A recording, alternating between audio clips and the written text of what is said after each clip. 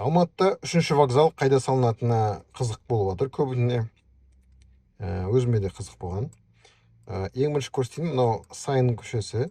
Сайын көшесі білесіңдер ғой. Тіреледі, Т-образный. Былай қарай оң жаққа кетсең бұрында, солға кетсең Чемолға кетіп қаласың.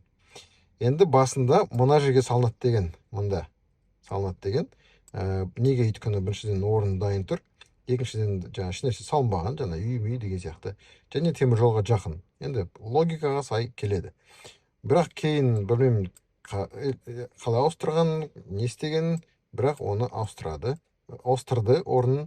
Енді Алматы 3 вокзалы осында орнататын болды. Осы жерге дейікші енді.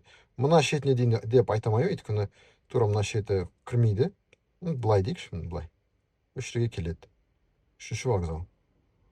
Енді геймплан көрсетейін, қараңыздар. Геймплан бойынша жаңағы жол былай. Сайын көшесі.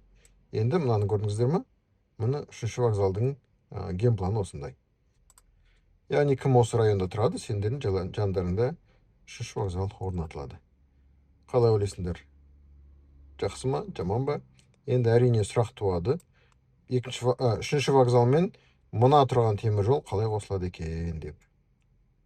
Достар, тіркеліңдер. 1000 подписчик болған кезде геймплан, мына геймпланды 100 адамға сыйлыққа беремін. Алғашқы 100 адамға.